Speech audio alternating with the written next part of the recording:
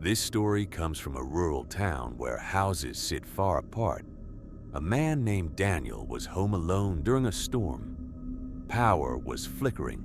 Rain slammed against the windows. At 2:13 a.m., someone knocked, hard. He looked outside. A man stood in the rain, soaked completely, face barely visible. "Help me," the man said. "My car crashed down the road." Daniel hesitated but grabbed a flashlight. As he opened the door slightly, the stranger said something strange. "Don't open the second door." Daniel paused. "What second door?" The man didn't answer. Instead, he pointed behind Daniel. Daniel turned. His kitchen door, the one leading to the backyard, was slowly opening. He turned back to the front door. The stranger was smiling now. "You already let it in," he said. The power went out completely. When police arrived the next morning, they found Daniel sitting at his kitchen table, perfectly fine, but completely unresponsive. No injuries, no signs of struggle. Just one sentence written on the wall in wet dirt. "I told you not to open the second door." And the front door, still locked from the inside.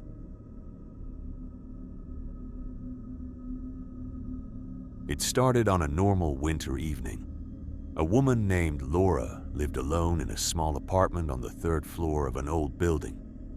She had a simple routine: wake up at 7 a.m., leave for work at 8:10, come home at 6:40, eat dinner at 7:30, and sleep by 11.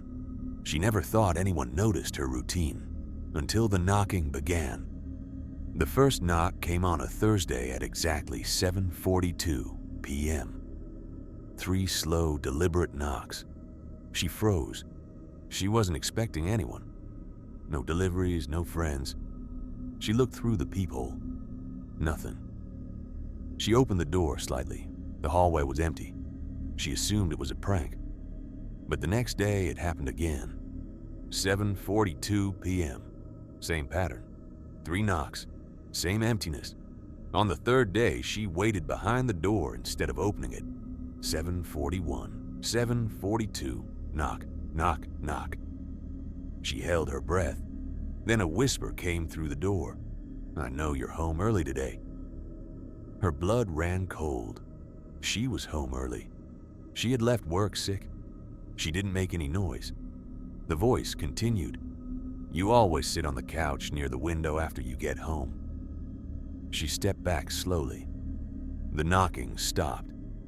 She called the police, but they found nothing. No fingerprints, no cameras in the hallway. But the worst part came later. That night at exactly 11:03 p.m., 3 minutes after she usually fell asleep, someone knocked again, this time from inside her apartment closet. She moved out the next morning. The landlord later told her something that made her sick. The apartment had been vacant for 6 months before she moved in, and no one had ever lived above her.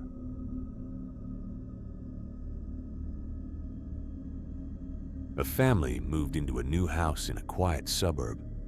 Everything seemed perfect except the doorbell. It rang every night at 10:30 p.m., but when they checked, no one was ever there. After a week, the father installed a camera. On the first night, they watched the footage. 10:29 p.m., nothing. 10:30 p.m., doorbell rings. The camera showed a small boy standing on the porch. He looked about 7 years old, wearing old-fashioned clothes, staring directly at the door. But when the father opened the door in real life, no one was there. The next night, the same thing happened, but this time, the boy on camera was closer. At 10:30 p.m., he was standing right in front of the lens, smiling. The mother screamed and said they needed to call someone, but the father insisted on waiting one more night. That was his mistake. On the third night, the camera showed the boy already inside the house, standing in the hallway, waiting. At 10:30 p.m., the doorbell still rang, but now all the lights in the house turned off at once. The camera glitched.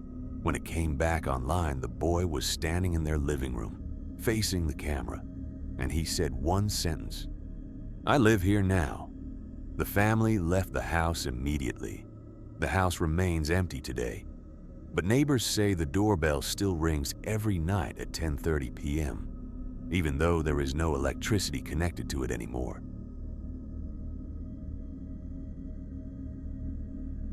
In an apartment complex in a busy city, strange knocking noises were common. But one resident, Marcus, started noticing a pattern.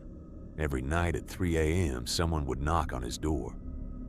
Always the same rhythm. Knock. Pause. Knock, knock.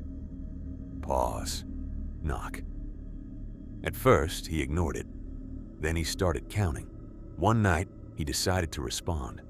He knocked back exactly the same pattern. The hallway went silent. Then, from the other side of the door, he heard the same pattern repeated back. Knock. Pause. Knock, knock. Pause. Knock. Marcus felt uneasy. He shouted, "Who is it?" No answer.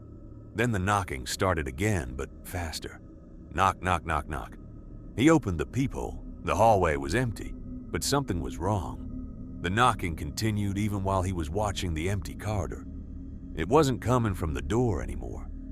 It was coming from inside his apartment, from every wall, from the ceiling, from inside the mirror. Marcus ran outside barefoot and stayed with a neighbor. The next morning, his apartment door was found open. Inside, every wall had been scratched with the same message: "You answered."